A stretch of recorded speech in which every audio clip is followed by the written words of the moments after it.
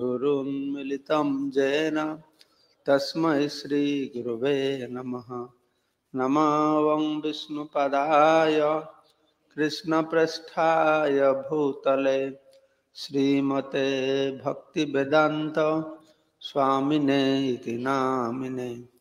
नमस्ते सारस्वती देवे गौरवाणी प्रचारिणे निर्विशेष शून्यवादी पाश्चात्य देशतारिणे।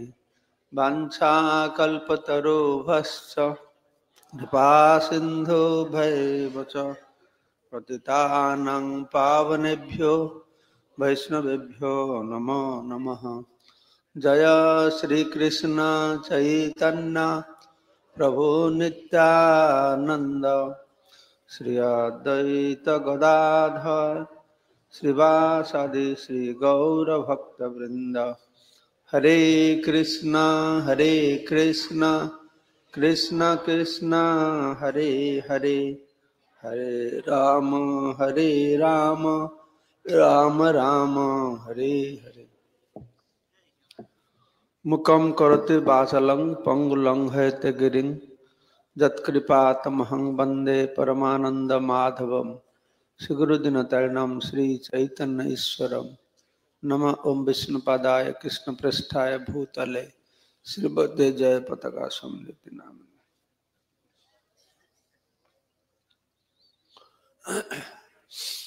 আজকের শ্লোকের কি সুন্দর তাৎপর্য প্রভুপাদ দিয়ে বুঝিয়েছেন। ক্ষীরসাগরে মাছেরা যেভাবে চন্দ্রকে বুঝতে পারে না, বা ঠিক যেরকম গোমূত্র থেকে লিভার ভালো হয়, সেজন্য শুধু গোমূত্র ফলটা তারা জানে, কিন্তু দুগ্ধকে জানে না। তো এই জগতে মানুষ ভ্রান্ত ধারণার বশবর্তী হয়, শ্রীকৃষ্ণকে একটি মহাপুরুষ বলে মনে করে, আর কেউ কৃষ্ণকে দেবতা বলে মনে করে। সেজন্য তাকে বলেছেন কৃষ্ণ অবজানন্তি মাং মূঢ়া মানুষিম তনুমাশ্রিতম পরম ভাবম অজানত মম ভূত মহেশ্বর। সে আমার পরম ভাবটি জানে না।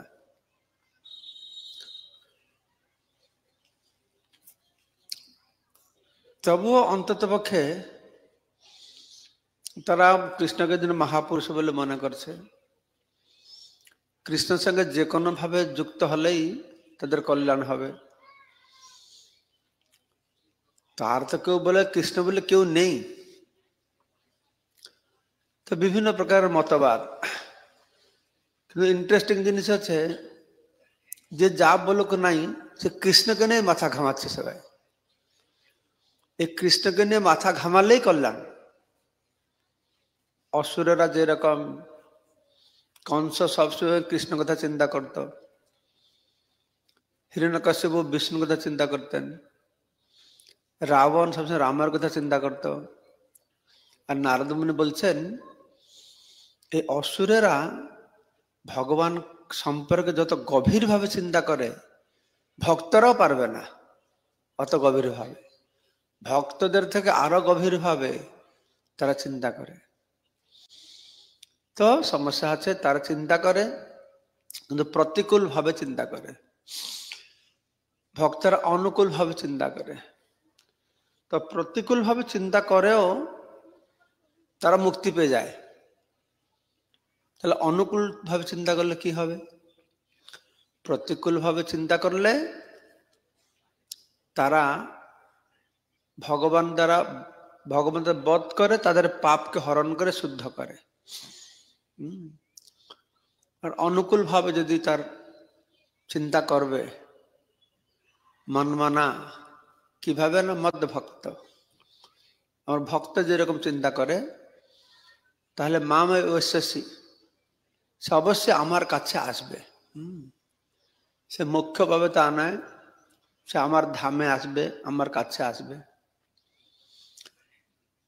তো ব্যাপার হচ্ছে শ্রীল শুকদেব গোস্বামী তিনি আত্মারাম হয়েও ভগবানের কথা শুনে তারপরে আকৃষ্ট হয়েছিলেন। আত্মারামস্য মুনঃ নিগ্রন্থি অপি উরুক্রমে কুর্বন্তি অহেতুকিম ভক্তি ইত্থম ভূত গুণহরি। ভগবান শ্রীহরির গুণ অত অদ্ভুত। আত্মারাম, যারা আত্মাতে রমণ করে, আত্মাতে আনন্দ পায়, তাদের আনন্দের জন্য কারোর উপর নির্ভর করতে হয় না, তারাও পর্যন্ত আকৃষ্ট হচ্ছে। ইত্থম ভূত গুণহরি, হরির গুণ অত অদ্ভুত।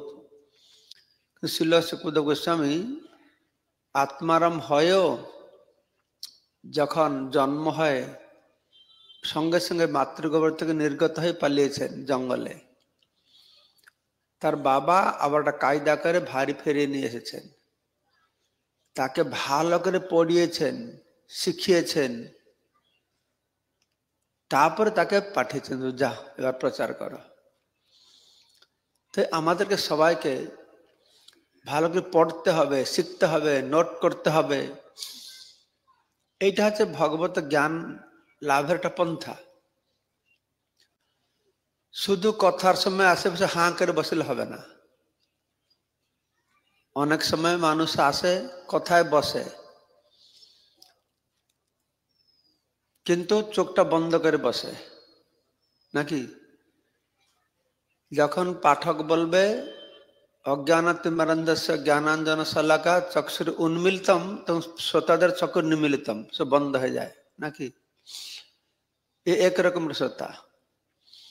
আর একরকম শ্রোতা আছে, তারা চোখ বন্ধ করে না, তারা চোখ খুলে বসে থাকে, এরকম করে বসে থাকে, চোখ দিয়ে পান করছে, কিন্তু আসলে বিষয় বাড়ি কথা মনে করছে বসে বসে। এ কথায় মন নাই। আমার মা একটা ভালো স্টোরি বলেছিল, আপনাদের বলবো। আমাদের ওড়িশাতে পুরীতে এই কার্তিক মাসে সব বুড়িরা এই কার্তিক ব্রত করতে পুরীতে আসে। জগন্নাথ মন্দিরে বিভিন্ন পান্ডারা কিছু কিছু বুড়িদেরকে নিয়ে ভাগ পুরাণ শোনায়। তো একটা পান্ডা পুরাণ পাঠ করেছিল, একটা বুড়ি পুরাণ পাঠ শুরু হলে কান্না করে। তো পান্ডা মনে করছে, আরে বুড়ির কত ভক্তি, সারা মাসটা চিন্তা করছে কি প্রেম, কত ভক্তি। পাঠ শেষ হয়ে গেল, পাঠের শেষে একটা নিয়ম আছে, কিছু দক্ষিণা দিতে হয়। তো সবাই দক্ষিণা দিতে এসছে, দক্ষিণা দিচ্ছে। এই বুড়ি কি করেছে, কাপড় খুলে একটা ময়লা 1 টাকা নোট দিয়েছে। তো পান্ডা চিন্তা করছে, মা তোমার অত ভক্তি, তুমি কথা শুনলে কান্না করো, তো দক্ষিণা যাও, তো কম দক্ষিণা দিছে কেন? পান্ডারা তো দক্ষিণা দেয় না, কিছু আশা থাকে তাদের। বুড়ি বলছে, না রে বাবা, তোমার কথা শুনে আমি কান্না করি না। তো কেন কান্না করো? বাড়িতে একটা ছাগল ছিল, তোমার দাড়ি দেখে ওই ছাগল কথা আমার মনে পড়ে। পাঠকের দাড়ি আছে। একরকমের শ্রোতা আছে। 2 নম্বর শ্রোতা। আর 3 নম্বর শ্রোতা বলছেন যে সব শুনছে, সে ঘুমাচ্ছে না, বাড়ি কথা চিন্তা করছে না, সব শুনছে কিন্তু কিছু বুঝতে পারছে না। এটা আসলে বিশ্বনাথ চক্রবর্তীপাদ। আরো 2-3টা আছে, তো এই প্রথম 3টা আমি বললাম, তো এরকম আছে। সুতরাং আমাদের সবসময় শাস্ত্র, আমি আগে বলেছি, শাস্ত্র পড়া আর অধ্যয়ন করা, ইংরেজি তো রিডিং আর স্টাডিং। শাস্ত্র পড়ে যাওয়া একটা জিনিস, আর শাস্ত্রের অনুধাবন করা আর একটা জিনিস। অনুধাবন করলে সবসময় নিজের ভুলটা বুঝতে পারবে। এইবার পড়ে আমি কিছু অনুভব করলাম, বুঝলাম, পরের বার যখন পড়বো আমার অনুভবে বা বুঝাতে কি ভুল ছিল সেটা আমি ধরতে পারবো। এরকম সারা জীবন আমরা শাস্ত্রকে অনুধাবন করতে পারি, পড়তে পারি, নোট করতে পারি, বুঝার জন্য চেষ্টা করতে পারি। এই শাস্ত্রকে বুঝার জন্য যে প্রচেষ্টা, এটা যে বুদ্ধির এক্সারসাইজ। যেরকম আমরা ব্যায়াম করি, শরীরকে সুস্থ হবে, আর ভালো মাসকুলার বডি হবে, সেরকম শাস্ত্রকে বুঝার জন্য যতটা ধ্যান দেবে তো বুদ্ধির বিকাশ হবে। যদিও ভগবানের কথা শাস্ত্রে কেউ বুঝতে পারে না, যদি ভগবান না বুঝায়, তবুও আমাদের প্রচেষ্টা, শাস্ত্রকে বুঝার প্রচেষ্টা যখন দেখবে তো ভগবান আমাদেরকে বুঝাবে।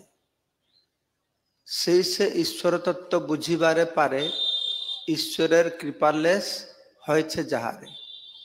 তো আমাদের প্রচেষ্টা, মা যশোদার প্রচেষ্টা যখন ভগবান দেখছেন তখন তার বন্ধন স্বীকার করেছেন। তো আমাদের তাকে বুঝার জন্য, তার সম্পর্কে জানার জন্য সে ব্যগ্রতার সঙ্গে সঙ্গে প্রচেষ্টা, যখন ভগবান দেখবেন তখন ভগবান কি করবেন, সর্বস্ব চ অহং হৃদয় সন্নিবিষ্ট মথ স্মৃতির জ্ঞানং অপহনং, সে জ্ঞান তিনি আমাদেরকে দিবে। এবং সেই জ্ঞান লাভ করে যখন আমার সেবায় যুক্ত হব, সত্যেসং সতত যুক্তানাং ভজতাং প্রীতিপূর্বকম দদামি বুদ্ধি যোগম, তাকে তখন বুদ্ধি দেব। তো বুদ্ধির কাজটা কি? বুদ্ধির কাজ হচ্ছে ডিসক্রিমিনেশন, মানে কি পার্থক্য আছে সেটা নিরূপণ করে বিবেচনা করার যে শক্তি, হ্যাঁ, তাকে বলা হচ্ছে বুদ্ধি। তো ভগবান সে বুদ্ধিটা দেবে, কোনটা ভালো কোনটা মন্দ, কোনটা গ্রহণ করা উচিত কোনটা পরিত্যাগ করা উচিত, এই সব কিছু ভগবান আমাদেরকে দিবেন। সেজন্য আমাদেরকে অধ্যয়ন করতে হবে। শুকদেব গোস্বামীকেও অধ্যয়ন করতে হয়েছিল, ঠিক আছে? তো সবাই আপনারা এই গীতাকে অধ্যয়ন করবেন, অনুধাবন করবেন, তাহলে কি হবে, এই গীতার জ্ঞানটা শুধু গ্রন্থের মধ্যে না থেকে মানুষের হৃদয়ের মধ্যে প্রবেশ করবে। গ্রন্থে রাখলে হবে না, শুধু মাথায় রাখলে হবে না, এটাকে হৃদয়ের মধ্যে এই জ্ঞানকে স্থান দিতে হবে। তখন এর যে অফুরন্ত সুফল আমরা বুঝতে পারবো আর লাভ করতে পারবো, ঠিক আছে? তো আমরা তো দ্বিতীয় অধ্যায় দুটো সেশন শ্রবণ করলাম, যে কিভাবে দ্বিতীয় অধ্যায়তে ভগবান সাংখ্য যোগের কথা বলছেন এবং বুদ্ধি যোগের কথা বলছেন। প্রথম 9টা শ্লোকে অর্জুন নিজেকে প্রস্তুতি করেছেন এই জ্ঞান লাভ করার জন্য, অর্জুনের শোক আর মোহ দূরীভূত করবার জন্য, শোক মোহ রূপক অন্ধকার থেকে তাকে মুক্ত করবার জন্য ভগবান আত্মজ্ঞান রূপক তাকে প্রদীপ প্রজ্বলন করেছেন। তাই তিনি বলছেন, তেষাম এবানুকম্পার্থম অহম অজ্ঞানজতমঃ নাশয়ামি আত্মভাবস্থ জ্ঞান দ্বীপেন ভাস্বতা। যারা আমার ভক্ত, তেষাং তাদেরকে আমি অনুকম্পা কৃপা করে, তেষাম এবানুকম্পার্থম অহম অজ্ঞানজতমঃ নাশয়ামি, আমি সেই অজ্ঞান থেকে প্রসূত যে অন্ধকার তাকে নাশ করব। কিভাবে নাশ করব? না জ্ঞান দ্বীপেন ভাস্বতা, জ্ঞান প্রদীপ প্রজ্বলিত করে তার অন্তর থেকে সে অজ্ঞান অন্ধকারকে আমি দূরীভূত করব। তো সেই জ্ঞানটি হচ্ছে আত্মজ্ঞান। সম্পর্কে আমরা শ্রবণ করলাম, ভগবান শ্রীকৃষ্ণ সুন্দরভাবে দেহ এবং আত্মার পার্থক্য নিরূপণ করে তার মাধ্যমে যথার্থ আত্মজ্ঞান প্রদান করলেন। আত্মার লক্ষণ কি? নিত্য, অজর, অমর, শাশ্বত, কত কথা সুন্দর বুঝিয়ে বুঝিয়ে তিনি বলেছেন। তো তারপরে আত্মার কথা বললে, যদি যুক্তির খাতিরে অর্জুনকে বলছে তুমি আত্মাকে না মানো, প্রথমে তো ভগবান তাকে বলেছেন যে তুমি যে ভয় পাচ্ছ এ মারা যাবে, নরকে যাবে, স্বর্গ পাবে না। তো এই বলছেন যে না, আত্মা কোনদিন মরে না, তো আত্মা নিত্য, তাই তুমি ভয় পাবে না। তো অর্জুন যদি মনেও করে না আমি এটাকে মানতে পারছে না, তাতেও ভগবান বুঝিয়েছেন যে কিভাবে আমাদেরকে সবাইকে নিজের কর্তব্য কর্ম করতে হবে। অর্জুনকে তার জন্য কর্তব্য কর্ম করতে হয়। তার কালকে আমরা শ্রবণ করলাম, ভগবান বললেন, প্রজেক্ট করছে, अव्यक्तादीनि भूतानि व्यक्त मध्यानि भारत अव्यक्त निदधा अव्यक्तान अव्यक्त निधनानि एव तत्र का परिवेदना। सब किछु भूत महाभूत जीवभूत कल के हम बोलेছিলাম तार प्रथम अव्यक्त থাকে तापर व्यक्त है तापर अव्यक्त है। आत्मा तार शरीर থাকে না नाम থাকে না शरीर नाम ग्रहण करे तापर आत्मा चले जाए शरीर नाम और থাকে না। व्यक्त अव्यक्त व्यक्त अव्यक्त ये शरीरটা তাই अव्यक्त व्यक्त अव्यक्त ये विश्व ब्रह्मांड ताई अव्यक्त व्यक्त अव्यक्त अर्थात सब समय व्यक्त हक बा अव्यक्त हक कोनो ना कोनो रूपेटा आछे। आत्मा विषय एरकम एक विषय ताके अनेक लोग अनेक प्रकार देखे अनेक रकम बुझे ताको आश्चर्य भावे ताके वर्णना करे क्यों आश्चर्य भावे ताके श्रवण करे क्यों देखेओ सुनेओ श्रवण करेओ ताके बुझते पारे ना आत्मा के बुझते पारे ना। तो आत्मा सम्पर्के सबाई विभ्रांत। तो आत्मा के के बुझते पारबे ना जे साधक गुरु कृष्णेर वैष्णवेर कृपा पाबे से आत्मा के बुझते पारबे। ताई এই आत्मा और अनात्मा ज्ञान प्रदान करे भगवान तार उपसंहारे बोलছেন देहि नित्यम अबद्ध अयम देहे सर्वस्व भारत। ये देहेर मध्य देही रही आत्मा से अबद्धता के बध करा जाए ना। तस्मात् सर्वाणि भूतानि न तुम शोचित महर्षि। ये सर्व जीवेर मध्य ये अवस्था है ताई तुम्हें अनुशोचना करा उचित नय। ठीक है कल के আমরা 30 नम्बर श्लोक पर्यन्त श्रवण करेছিলাম।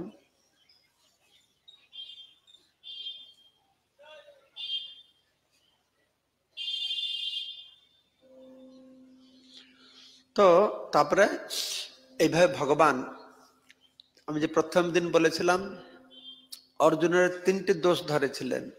অর্জুন যে যুক্তি দিয়েছিল বলেন তোমার যুক্তিটি অনার্য जुष्टम अस्वर्ग्यम अकीर्तिकरम এই তিনটি শব্দ আপনারা মনে রাখবেন।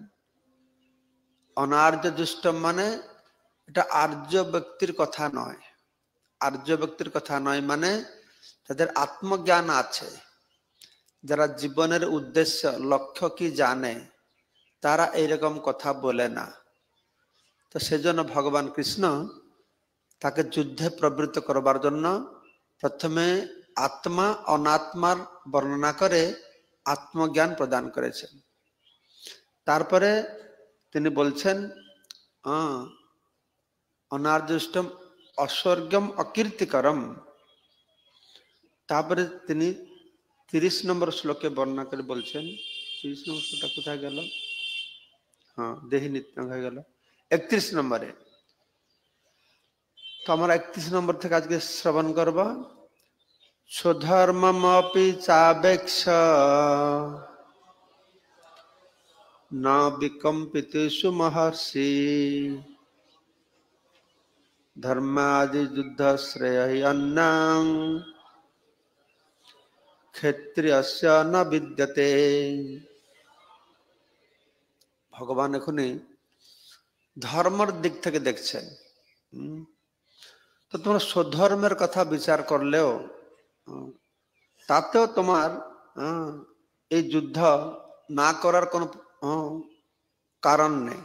তোমার এটা জানা উচিত যে ধর্ম রক্ষা করবার জন্য যে ক্ষত্রিয় যোদ্ধা বা রাজা সে যুদ্ধ করবে তাহলে তার পক্ষে এটি অত্যন্ত মঙ্গলকর। তার থেকে মঙ্গল কিছু নেই। তাই তোমার দ্বিধাগ্রস্ত হওয়া উচিত নয়। ক্ষত্রিয় স ন বিদ্যতে। आत्मज्ञान द्वार पर भगवान एखाने क्षत्रियर स्वधर्म कथा विचार करছেন যে ক্ষত্রিয়ের জন্য যুদ্ধ করা থেকে আর ভালো মঙ্গল কিছু নেই।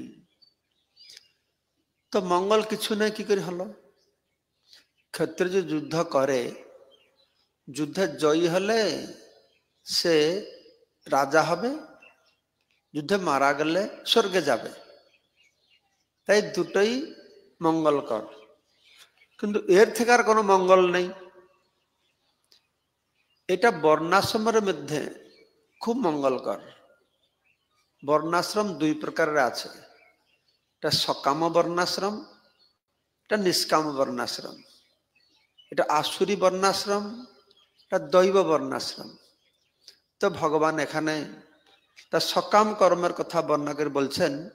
কালকে আমি বলেছিলাম আমাদের জীবনকে শুরু করতে হবে সকাম কর্ম, কর্তব্য কর্ম। সকাম কর্মটি, কর্তব্য কর্মটি কার ভিত্তিতে করতে হবে না শাস্ত্র অনুমোদিত কর্ম। কামনা বাসন্য কর্ম কর, কিন্তু সেই কর্মটি শাস্ত্র অনুমোদিত কর্ম হবে।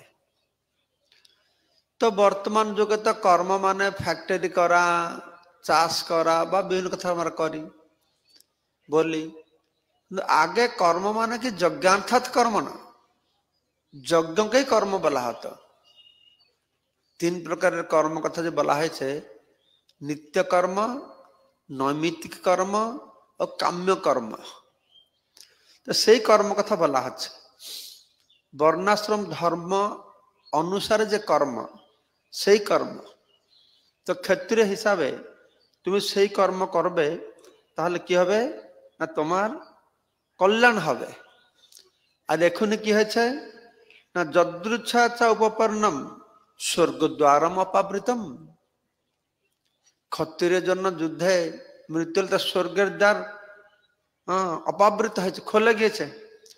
সুখিন ক্ষত্রিয়া পার্থ লভন্তে যুদ্ধ মিদৃশম।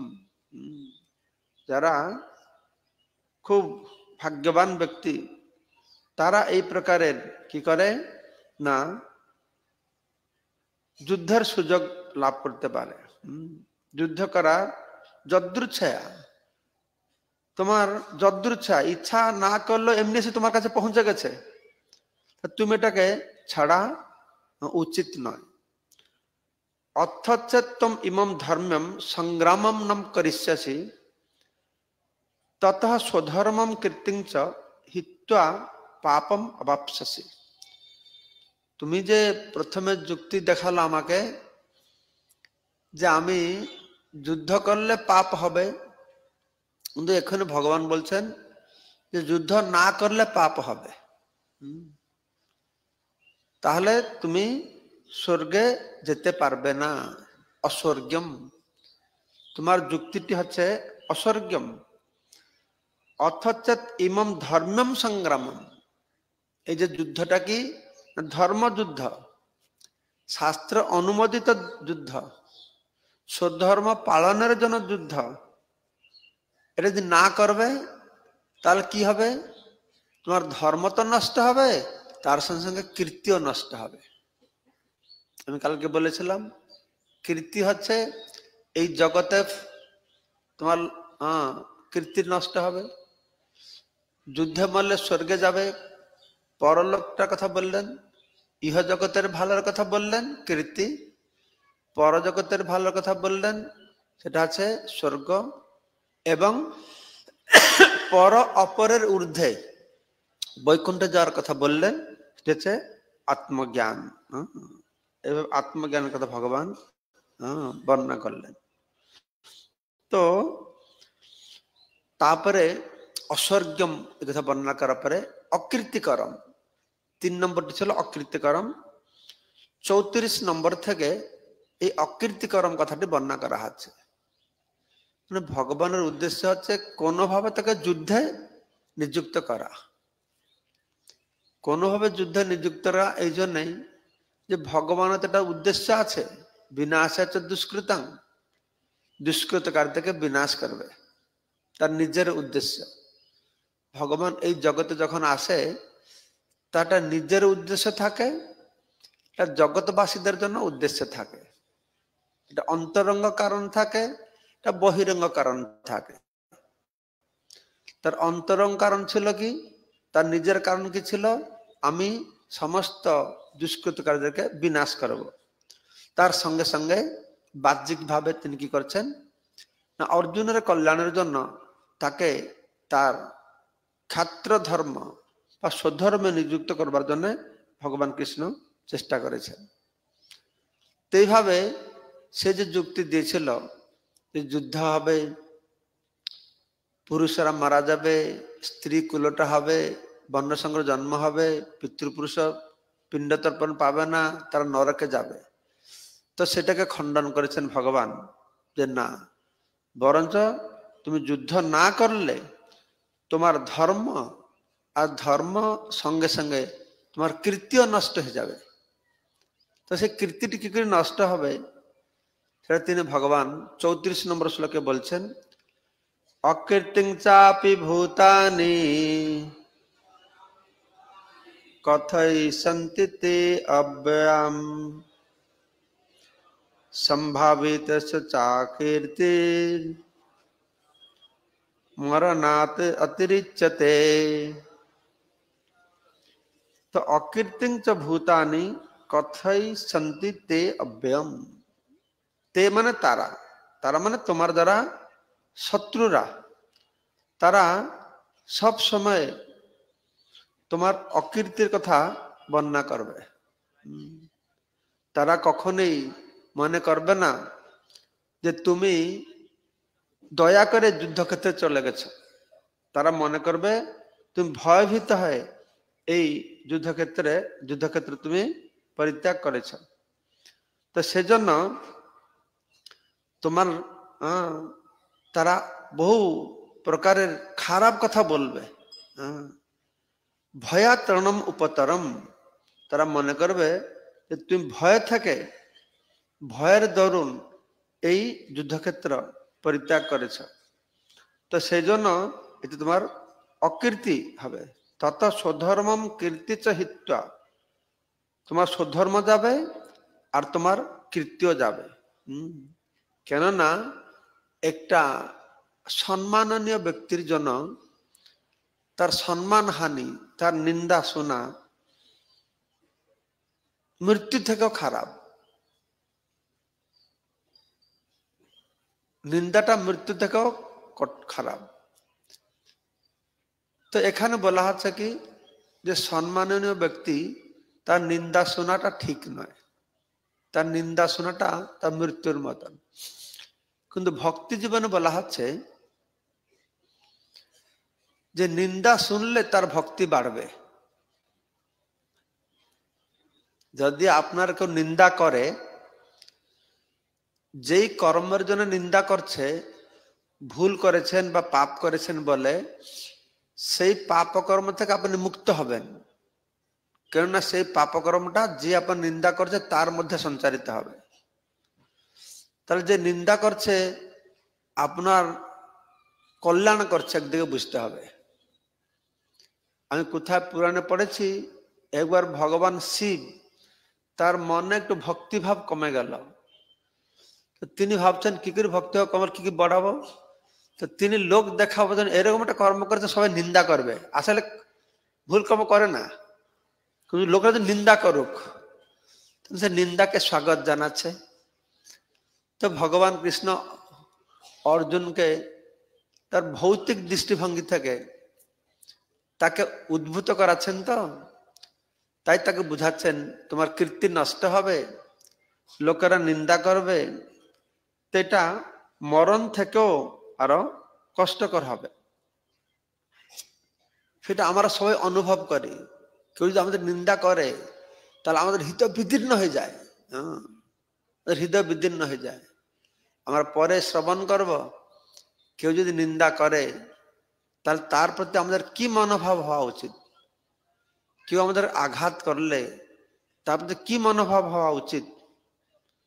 আমার যে বলেছি আমরা আত্মজ্ঞান লাভ করেছি, আমরা আত্মজ্ঞান লাভ করেছি মানে জানি আমি দেহ নয়, আমি আত্মা, কিন্তু যথার্থ আত্মজ্ঞান আমাদের লাভ হয় না। এই জন্য কেউ যদি নিন্দা করে, আঘাত করে, আমরা সঙ্গে সঙ্গে তার প্রতিবাদ করি, তার নিন্দা করি, তার আঘাত করে। এটা যে প্রমাণ যে আমাদের আত্মজ্ঞান হয় না। তো আত্মজ্ঞানটা কখন হবে? কি করলে আত্মজ্ঞান হবে, যার ফলে সেই আত্মজ্ঞানের স্তরে উন্নীত হলে কেউ নিন্দা করলে আঘাত করলেও আমি কষ্ট পাব না, বরং তাকে ধন্যবাদ দিব। তাহলে কি করতে হবে আমাদেরকে? কে বলতে পারবে? হাত তোলো। কি করতে হবে? নিউট্রাল থাকতে হবে। কি করলে আমরা আত্মজ্ঞান যে পাবো, সেই আত্মজ্ঞানের ফলস্বরূপ আমরা সমদর্শী হতে পারবো। সুখ দুঃখ, জয় পরাজয়, লাভ লোকসান।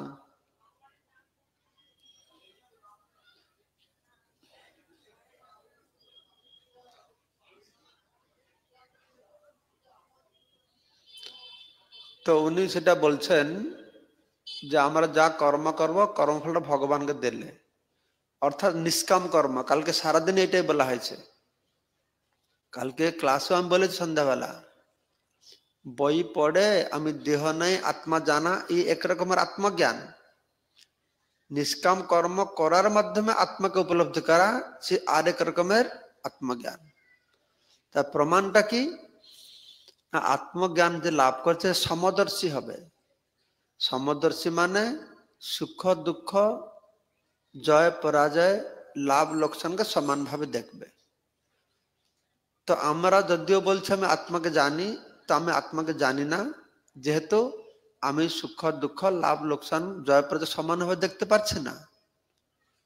ভালো হলে আনন্দ পাচ্ছি, খারাপ হলে দুঃখে ম্রিয়মান হচ্ছে। তাহলে সেই প্রকার আত্ম উপলব্ধি আমার কখন হবে না? যখন আমি যথার্থ রূপে নিষ্কাম কর্মে নিজেকে নিযুক্ত করব, তখন আমার যথার্থ আত্ম উপলব্ধি হবে। তো এখানে ভগবান বলছেন 35 নম্বর শ্লোকে, ভয়াত রণাত উপরতম মৎস্যন্তে তং মহারথাহা। মৎস্যন্তে, যারা তোমাকে মহারথী বলে মনে করছিল, তারা কি মনে করবে না? ভয়াত রণাত উপরতম, তারা মনে করবে তুমি ভয়তে যুদ্ধক্ষেত্রে পালিয়েছ। তাদের প্রতি দয়া করে যে চলে গেছে তা নয়, এবং তোমাকে যারা সম্মান করছিল তারা তোমাকে তাচ্ছল্য করবে, তুচ্ছ বলে, হেয় বলে মনে করবে। যে সাংচত্বং বহুমত ভূত্বা দাস্যাসী লাঘবম। এগুলো জাগতিক কথা। যারা আমাকে সম্মান করতে, এখন সম্মান না করলে, আমাকে সম্মান করলো না, কি হলো, এরকম হয়ে যাবে। কিন্তু স্থিতপ্রজ্ঞ স্তরে থাকবে, সে এতে বিভ্রান্ত হবে না, সে এর দ্বারা প্রভাবিত হবে না। কিন্তু অর্জুনকে ভগবান বলছেন তুমি ওই স্তরে যাও না। তাই ভগবান তার স্তর অনুসারে তাকে এখানে একটা দিচ্ছেন যে কিভাবে সে যুদ্ধ করবার জন্য আরো প্রবৃত্ত হবে। অবাচ্য বাদাংশ বহুন বদিষ্যন্তি তব অহিতাহা। তোমার যে অহিতকারী ব্যক্তিরা, তারা ও দুর্বাক্য প্রয়োগ করবে। নিন্দন্তস্তব সামর্থ্যম, তোমার সামর্থ্যের নিন্দা করবে। তত্ত্ব দুঃখতরম নুকিম, তা থেকে আর কি দুঃখ আছে,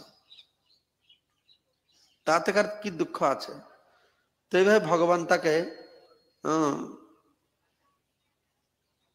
বুঝাচ্ছেন যে কিভাবে তুমি যুদ্ধ করা উচিত।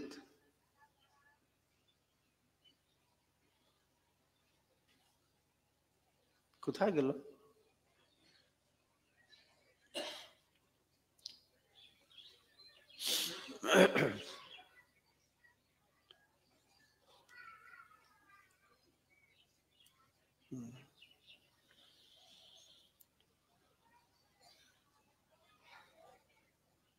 তো সেই জন্য আমাদের কি করতে হবে? তিনি বলছেন 35 নম্বর শ্লোক হয়ে গেল,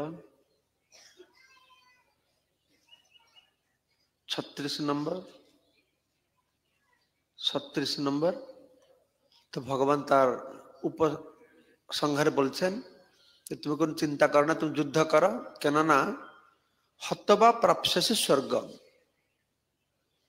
অর্জুন মনে মনে চিন্তা করছে এই যুদ্ধ আমি করবো না, এই জন্য সে বলেছে আমি জয় হবে না পরাজয় হবে, এ তো কোনো নিশ্চিততা নেই। তাই এই অনিশ্চয়তামূলক একটা প্রচেষ্টা আমি কেন নিযুক্ত করব? তো ভগবান বলছেন না, তোমার জয় হলে ভালো, পরাজয় হলে ভালো। হতবা প্রাপ্স্যসি স্বর্গম, তুমি যদি এখানে মরবে তাহলে স্বর্গে যাবে। একে তো এমনি নিয়ম অনুসারে যুদ্ধক্ষেত্রে যোদ্ধারা মরলেই স্বর্গে যাবে, আর বিশেষ করে কুরুক্ষেত্রে যে যুদ্ধ আছে, ধর্মক্ষেত্রে কুরুক্ষেত্রে, তার বিশেষ গুণ ছিল। সেই কুরুক্ষেত্রে যখন যুদ্ধ হচ্ছিল, সেই জায়গাটা একটা বিশেষ বরপ্রাপ্ত হয়েছিল। কুরু রাজা, কুরু নামক একজন রাজা ছিলেন, যিনি এই ক্ষেত্রে এই জায়গায় গিয়ে চাষ করছিলেন যে এইখানে যে মরবে তার পাপপুণ্য বিচার হবে না, সোজা স্বর্গে যাবে। চাষ করছে।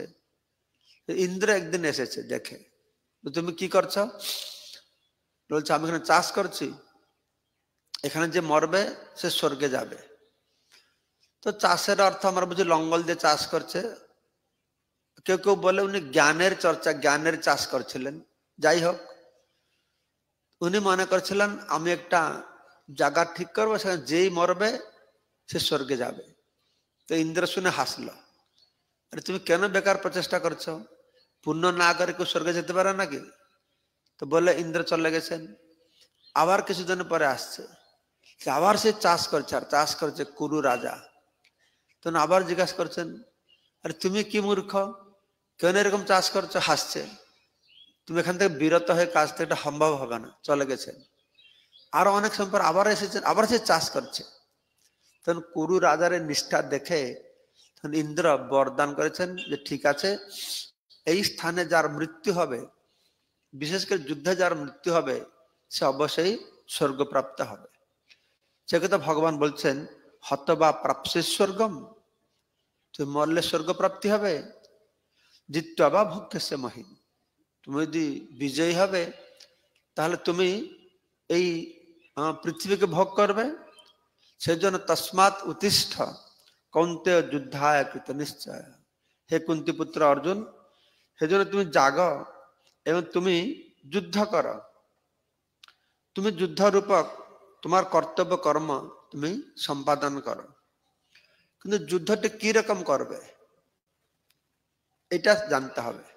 তুমি যুদ্ধ করো, কিন্তু যুদ্ধে দুঃখ সুখ দুঃখে সমকৃত্য, সুখ বা দুঃখকে সমান বলে মনে করবে। লাভ অলাভ জয় জয়, লাভ অলাভ হবে, জয় পরাজয় হবে, এটাকে সমান বলে মনে করবে। তত যুদ্ধা যুজস্ব ন এবং পাপম অবাপসসি, এইভাবে যুদ্ধ করলে কি হবে, তোমার পাপ হবে না। তো এইভাবে ভগবান কি করেছেন না, তার নিষ্কাম কর্মের কথা তিনি বর্ণনা করেছেন। তো নিষ্কাম কর্মের কথা যে ভগবান বর্ণনা করেছেন, আমরা সেটা একটু আলোচনা করব যে নিষ্কাম কর্ম কিভাবে, কাকে বললে যে এই নিষ্কাম কর্ম। নিষ্কাম কর্ম অর্থ আমরা জানি যে নিষ্কাম কর্ম হচ্ছে সেই কর্ম যে কর্ম কোনো ফলের আশায় করা হয় না, তাকে বলে নিষ্কাম কর্ম। ঠিক আছে, কোনো ফলের আশা না করে যে কর্ম করা হয় সে নিষ্কাম কর্ম। তো ফলের আশা না করে তো কেউ কর্ম করতে পারে না, তাহলে কি করবে? তুমি ফলের আশা করো, ফলের প্রতি আসক্ত হবে না। তো ফলের প্রতি আসক্ত হলে সমস্যাটা কি আছে? তুমি কর্ম করেও কর্মের ফল তোমাকে ভুগতে হবে না। কতক্ষণ কর্মের ফল ভুগতে হবে না? যতক্ষণ কর্মের ফলের প্রতি তুমি আসক্ত নও, ততক্ষণ কর্মের ফল ভুগতে হবে না। কেন না? কর্মের ফলের প্রতি আসক্ত না হও, তাহলে কি হবে না, তুমি সেই কর্মফলের কারণ হবে না। কর্ম করে কর্মফলের কারণ হবে না যতক্ষণ ফলের প্রতি আসক্ত না হবে। নিজেকে কর্মফলের কারণ বলে মনে করো না। আসক্তি না থাকলে এই কর্মফলের কারণ হবে না। কর্ম না করার প্রতি আসক্ত হওয়া না, দুটো জিনিস। আমরা কর্মের প্রতি আসক্ত হব, তা না তো অকর্মণ্য হয়ে যাবে। সবসময় মনে রাখবে, ভগবান কর্মের প্রতি অনাসক্ত হতে বলছে না, তিনি বলছেন কর্মফলের প্রতি অনাসক্ত হও। কর্ম না করার প্রতি তুমি আসক্ত হও না। 47 নম্বর প্রথম লাইনে তিনি বলছেন নিজেকে কর্মফলের কারণ বলে মনে করো না। কর্মের ফলের প্রতি আসক্ত হলে কর্মফলের কারণ হবে। দ্বিতীয় লাইনে বলছেন কর্ম না করার প্রতি আসক্ত হও না, অর্থাৎ কর্ম ব্যতি রেখে তুমি থাকো না। তো এখানে যে কর্মের কথাটি বলা হয়েছে, এই কর্ম মানে কি কর্ম? কি কর্ম কালকে আমি বলেছিলাম, কর্ম মানে কি কর্ম? কর্তব্য কর্ম, কালকে বলেছিলাম, মনে আছে? কর্তব্য কর্ম মানে কি কর্ম? শাস্ত্র নির্দেশিত কর্ম। শাস্ত্র নির্দেশিত কর্ম মানে কি কর্ম? হ্যাঁ, জোরে বলো, বোর্ডে লেখা নেই তা সেখানে দেখে বলো লিস্ট। বর্ণাশ্রম উচিত কর্ম, সেটি হচ্ছে। তো দ্বিতীয় কথা তিনি বলছেন, প্রথম বলছেন ফলের আশা করো না, তারপরে বলছেন কি না কর্মফলে আসক্ত হবে না। কর্মফলে আসক্ত হবে না, কেননা কর্মফলের কারণ বলে মনে করো না। আসক্ত না থাকলে কর্মফলে কারণ হবে না। তো তারপরে তিনি বলছেন 48 নম্বর শ্লোকে যোগস্থ কুরু কর্মাণি, যোগস্থ হয়ে কর্ম করো। শাস্ত্র যোগস্থ প্রভুপাদ অনুবাদেও বলে দিয়েছেন যোগস্থ কুরু কর্মাণি। আরে যোগস্থ শব্দের মানেটা কি? কর্মফলের প্রতি আসক্ত না হয়ে কর্ম করা মানে যোগস্থ কর্ম করা। যেগুলো যোগস্থ কুরু কর্মাণি, তার মানে হচ্ছে কর্মফলের প্রতি আসক্ত না হয় যে কর্ম করবে তাকে বলে যোগস্থ। কর্মফলের প্রতি আসক্ত না হয় কর্মকে বলে যোগস্থ। যোগস্থ মানে কি? সমদর্শী, সমভাবাপন্ন। এক রকমের সমদর্শী সমভাবাপন্ন হতে পারে, ধনী গরিব উঁচু নিচু সবাইকে সমানভাবে দেখো। কিন্তু এখানে যে সমদর্শী বলা হয়েছে সে সমদর্শীটি কি? সেটা হচ্ছে কি তুই সমানভাবে দেখো, যোগস্থ হয়ে কর্ম করো। তো প্রথমে বলা হলো ফলের আশা করবে না, তারপরে বলা হলো ফলের প্রতি আসক্ত হবে না, তারপরে বলা আছে কি ফলটা যখন পাবে, সফল হোক বিফল হোক, জয় হোক পরাজয় হোক, লাভ হোক লোকসান হোক, সমদর্শী, সমানভাবে গ্রহণ করো। তো নিষ্কাম কর্মের 3টে স্তর বলা হলো। প্রথম স্তর হচ্ছে ফলের আশা করো না, কর্মণীয় অধিকার আসতে মা ফলে সুখ দাজন। তারপরে বলা আছে কর্মের ফল প্রতি আসক্ত হয় না, কারণ আসক্ত হলে কর্মের কারণ হয়ে যাবে। তারপরে বলা হচ্ছে তুমি ফলের প্রতি আসক্ত হলেও যেটা পাবে সেটাকে গ্রহণ করো। কত সুন্দর হবে ধাপে ধাপে করে কৃষ্ণ ভগবান কি করছেন, এই নিষ্কাম কর্মকে বুঝাচ্ছেন যে তুমি কর্ম করো, এটা আমার কর্তব্য কর্ম। মানে ভগবান বলেছেন এই কর্ম করবার জন্য, তো আমি কর্ম করে যাব। কর্মের মধ্যে ভগবান বলছেন তোমার বর্ণ আশ্রমোচিত কর্মের মধ্যে দোষ ত্রুটি থাকলেও তুমি তাকে ত্যাগ করো না। নিজের ধর্ম করতে গেলে কোন দোষ ত্রুটি থাকলেও ত্যাগ করে পরের ধর্ম গ্রহণ করবে না। নিজের বুদ্ধিতে ঘাস কাটবে, পরের বুদ্ধিতে ঘোড়া চড়বে না। তো নিজের শাস্ত্র নির্দেশিত বর্ণাশ্রমোচিত কর্ম করবে, তার ভিতরে যে দোষ ত্রুটি থাকেও তাকে ত্যাগ করবে না। তো দৃষ্টান্ত দেওয়া হচ্ছে যেন ব্রাহ্মণরা যজ্ঞ করলে তো পশু বলি দেবে, তো সে যদি বলবে না না এটা পশু হত্যা আছে আমি এটা করব না, এটা ছেড়ে আমি অন্য কাজ করব, তাহলে পাপ হবে। বরঞ্চ যজ্ঞতে পশু বলি দিলে তার পুণ্য হবে, তার শাস্ত্র নির্দেশিত কর্ম, ভগবান বলেছেন তুই এটা কর। পাপটা কি পুণ্যটা কি? ভগবান যেটা বলবে সেটা পুণ্য, ভগবান যেটা মনা করে সেটা পাপ। ভগবান বলছেন ব্রাহ্মণকে তুই যজ্ঞতে বলিদান দিবে, সে যদি মনে করবে না না এটা বলিদানটা ভালো নয়, আমি অন্য কিছু কাজ করি, তাহলে খারাপ। তুমি ক্ষত্রিয় রাজা ঘরে জন্ম হয়েছ, যুদ্ধ করা তোমার ধর্ম, তুমি মনে করো না যুদ্ধ করলে হত্যা করতে হবে, হিংসা করতে হবে, হ্যাঁ আমি এগুলো করবো না, তাহলে এটা তোমার পাপ।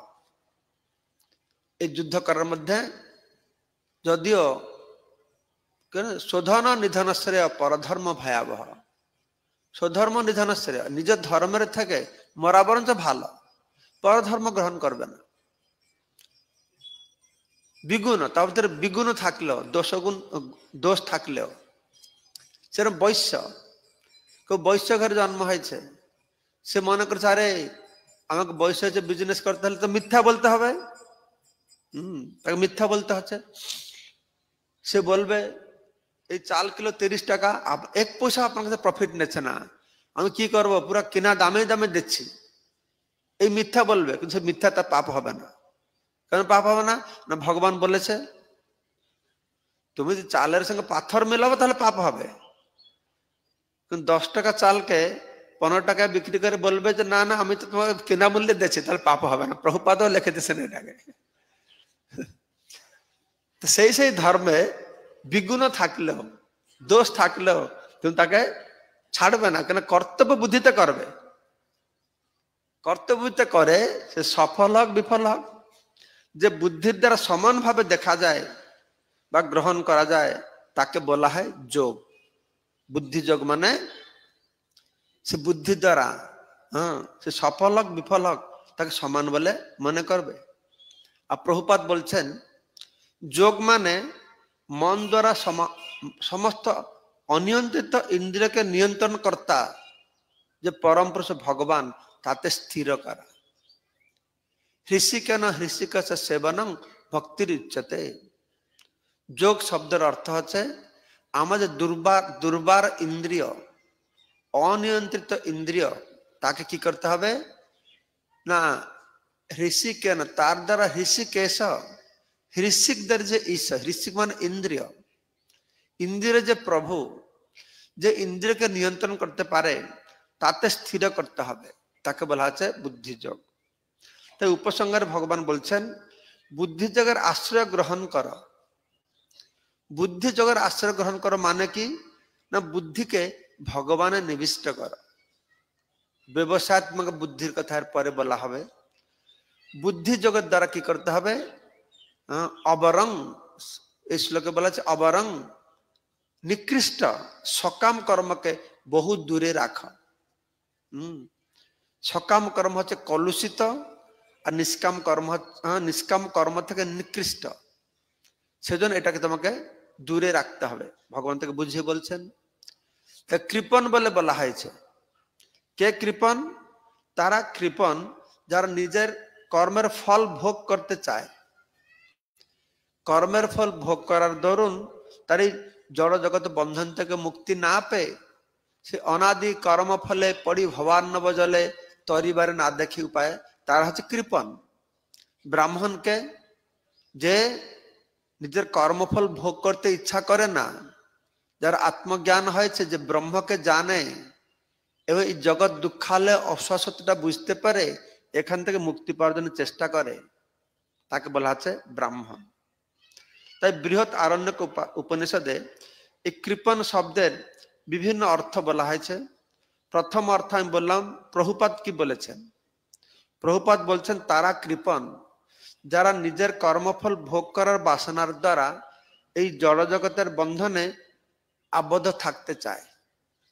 এটা হচ্ছে প্রভুপাদের ডেফিনেশন। তারপরে বৃহৎ আরণ্যক উপনিষদে বর্ণনা করা হচ্ছে যারা ভগবান অচ্যুতকে না জেনে এই জড় দেহ ত্যাগ করে তারা হচ্ছে কৃপণ। তারপরে ভাগবতে বর্ণনা করা হয়েছে যারা মনে করে জড় প্রকৃতি প্রকৃতি থেকে জাত জড় বস্তুই সত্য, তারা হচ্ছে কৃপণ, তারা ব্রাহ্মণ নয়। তারপর ভাগবতে আবার বলা হয়েছে যার ইন্দ্রিয়ের উপর কোনো নিয়ন্ত্রণ থাকে না তাকে বলা হয় কৃপণ। তো বুদ্ধিযোগ বা নিষ্কাম কর্ম তার ফল কি হবে? ভগবান তো বলে দিয়েছেন ব্যবসায়িকা বুদ্ধি একহ কুরুনন্দন, অব্যবসায়িকা বুদ্ধি হচ্ছে বহু শাখায় অনন্ত বুদ্ধি অব্যবসায়। তো বুদ্ধিযোগ নিষ্কাম কর্ম করলে কি ফল হবে? ভগবান কৃষ্ণ যখন বললেন যে পর্যন্ত তোমাকে সাংখ্য যোগ বললাম, এখন তাকে বুদ্ধিযোগ বলবো। তো তারপরে তাকে বলছেন এই বুদ্ধিযোগ নিষ্কাম কর্ম করলে কি হবে না, নিষ্কাম কর্মের ফলটা কি? নিষ্কাম কর্মের ফল হচ্ছে চিত্ত শুদ্ধি হবে। আর চিত্তটা অশুদ্ধ হচ্ছে কিভাবে? পাপ কর্ম করে চিত্ত অশুদ্ধ হয়েছে, পাপ কর্ম করে। ঠিক না ভুল? ঠিক না ভুল? পাপ কর্ম করলে চিত্ত অশুদ্ধ হয় না, পুণ্য কর্ম করলেও চিত্ত অশুদ্ধ হয়। চিত্ত শুদ্ধি মানে কি? চিত্ত শুদ্ধি মানে পাপ কর্ম থেকে মুক্ত হওয়া নয়। চিত্ত শুদ্ধি মানে পাপ কর্ম থেকে মুক্ত হতে হবে, পুণ্য কর্ম থেকেও মুক্ত হতে হবে। এটা মনে রাখবে কিন্তু সবসময়। তো ভগবান সেটা বলছেন, এটা যে বুদ্ধিযোগ উভয় পাপ ও পুণ্য ফলকে ধ্বংস করে। এই নিষ্কাম কর্ম পাপ আর পুণ্য কর্মের ফলকে নিষ্কাম করে, বিনাশ করে। নিষ্কাম কর্ম মানে কর্মের ফলের প্রতি উদাসীন হয়ে কর্ম করা। এটা 50 নম্বর শ্লোকে বর্ণনা করেছেন। তো সমস্ত কর্মের যে প্রাথমিক ফল ত্যাগ করে যে বুদ্ধি, তাকে বলা হচ্ছে বুদ্ধিযুক্ত কর্ম বা নিষ্কাম কর্ম। বুদ্ধি খাটিয়ে কর্মফলকে আমি ত্যাগ করব, তাকে বলা হচ্ছে কি না নিষ্কাম কর্ম। তারপরে বলা হচ্ছে বুদ্ধির দ্বারা কর্মফল লাভ বা লাভ না করাতে সমভাবাপন্ন হকে বুদ্ধিযোগ বলা হয়, বুদ্ধিযুক্ত বলা হয়। এর দ্বারা কি হয় না ভালো বা খারাপ ফলের প্রতিক্রিয়া নষ্ট হয়ে যায়। এ পর্যন্ত কিন্তু কিছু ভগবান কথা ভক্তি কথা বলা হচ্ছে না, শুধু বলা হয়েছে কর্মের ফল আশা করো না, ফলের প্রতি আসক্ত হও না, ভালো হোক মন্দ হোক গ্রহণ করো, কিন্তু ভগবানকে দাও, ভক্তির কথা এ পর্যন্ত বলা হয় না। এরপরে ভগবান সুস্পষ্ট করবে যে আসল নিষ্কাম কর্ম করা তার ডেফিনেশনটা কি, আসল নিষ্কাম কর্মটা কি ভগবান তখন বলবে। তো বলা হচ্ছে যখন সেই কর্ম করে যেই কর্মের ভালো ফল আর খারাপ ফলের প্রতিক্রিয়া নষ্ট হয়ে যায়, তার দ্বারা কি হয় না আত্মজ্ঞান লাভ হয়। কেননা আত্মজ্ঞান লাভের এটা হচ্ছে প্রতিবন্ধক। আত্মজ্ঞান লাভের প্রতিবন্ধক কি না এই ভালো করা খারাপ কর্মের প্রতিক্রিয়া, সেটা হচ্ছে আত্মজ্ঞান লাভের প্রতিবন্ধক। তো নিষ্কাম কর্মের দ্বারা আরো কি হয় সেটা বর্ণনা করে 51 নম্বর শ্লোকে বলা হয়েছে। একটা হচ্ছে পাপ পুণ্য ফল থেকে মুক্তি পাওয়া যায়, আরেকটা হচ্ছে জন্ম মৃত্যু চক্র থেকে মুক্তি পাওয়া যায়, এবং সমস্ত দুঃখ কষ্টের ঊর্ধ্বে যে বৈকুণ্ঠ সেটি প্রাপ্ত হয়। 51 নম্বর শ্লোকে বলা হলো। 52 নম্বর শ্লোকে বলা হয়েছে বুদ্ধি মোহরূপক অন্ধকারের ঘন অরণ্যকে অতিক্রম করলে বেদবর্ণিত সমস্ত সকাম কর্ম সম্পর্কে যা শ্রবণ করেছে, যা শ্রবণ করবে তার প্রতি উদাসীন হয়ে যাবে। এখানে মাঝে একটু আমি বর্ণনা করে সুস্পষ্ট হবে এটাকে বলি না, যেখানে ভগবান বলছেন যে বেদবাদী রতাপার্থ ন অন্য অস্তিত্ববাদী নহ য ইমাং পুষ্পিতাং বাচং প্রবদন্তে অবিবশ্চিত। ভগবান বলছেন, প্রথম যখন বললেন ব্যবসায়াত্মকা বুদ্ধি একহ কুরুনন্দন বহু শাখায় অনন্তশ্চ বুদ্ধি অব্যবসায় না। হে অর্জুন, ব্যবসায়াত্মক বুদ্ধি নিশ্চয়াত্মক বুদ্ধি এক স্থির, অব্যবসায়ী মানে কি বহু দিকে এখানে ছুটছে সেখানে ছুটছে সেখানে ছুটছে। তারপর ভগবান বেদের কথা তুলে ধরেছেন য ইমাং পুষ্পিতাং বাচং প্রবদন্তে অবিবশ্চিত। বেদে এই কর্মকাণ্ডের কথা বর্ণনা করা হয়েছে। এই কর্ম করো স্বর্গে যাবে, এই কর্ম করো চন্দ্রলোক যাবে, এইটা করো পুত্র পাবে। তো ভগবান এই অবিবেকী ব্যক্তিরা যারা বেদবাদী, যারা বেদের প্রতি আসক্ত, তারা মনে করে ন অন্য অস্তিত্ববাদী না, এইটাই বেদের কথা, এর উপর আর কিছু নাই। তারা কামাত্মনা স্বর্গপরা জন্মকর্ম ফলং প্রতি, তারা ভোগ ঐশ্বর্যের প্রতি তারা বিভিন্ন প্রকার কর্মকাণ্ডে ব্যস্ত থাকে। ভালো ঘরে জন্ম হবে, ঐশ্বর্য পাবো, স্বর্গ পাবো, কামাত্মনা, তারা কামী পুরুষ। তাদের কখনোই ব্যবসায় বুদ্ধি হবে না তাদের। তবে এরকম বর্ণনা তারপর বলেছেন যে কিভাবে তুমি মনকে স্থির করো। বেদে বহু কথা বলা হয়েছে, কিন্তু বহু কথার মধ্যে আসল কথা কি? সর্বস্ব বেদের অহমব বেদ্য বেদান্ত কৃত বেদবিদ এবচহং। বেদের জ্ঞান্ত বিষয় হচ্ছে আমি, আমাকে জানলে তুমি সব পেয়ে যাবে। তার দৃষ্টান্ত দিয়েছেন কৃষ্ণ গীতার এই অধ্যায়তে। তুমি ছোট ছোট জলাশয়ে যাবে ভিন্ন ভিন্ন কাজ করতে, এক জায়গায় স্নান করবে, এক জায়গায় কাপড় কাচবে, একটা জলাশয়ে জল পান করবে, বড় লেকে গেলে সব পেয়ে যাবে। তো সেই কথা কেন বলা হচ্ছে? আবার ভগবান নিষ্কাম কর্ম কথা বললে প্রথমে যে বেদের কথা বলেছেন, ত্রৈবেদ্য কি বিষয়াবেদ নিষ্ঠগুণ ভবার্জুন। হে অর্জুন, বেদে এই 3 গুণের কথা বর্ণনা করা হয়েছে। বেদে বর্ণাশ্রমের কথা বর্ণনা করা হয়েছে। বর্ণাশ্রমটা ত্রিগুণের ভিত্তিতে। বর্ণাশ্রমটা কোথা থেকে এসেছে? ব্রাহ্মণ সত্যগুণ থেকে এসেছে, ক্ষত্রিয় সত্য রজগুণ থেকে এসেছে, সত্যগুণটা কম, রজগুণটা বেশি। বৈশ্য রজ তমগুণ থেকে এসেছে, শূদ্র তমগুণ থেকে এসেছে। ত্রৈগুণ্য বিষয়বেদ নিষ্ঠগুণ্য ভবার্জুন। হে অর্জুন, এই বেদে 3টে গুণের কথা বলছে। 3টে গুণের ভিত্তিতে এই বর্ণাশ্রম ধর্মের কথা বলছে। বেদে 96% কর্মকাণ্ডের কথা বলছে।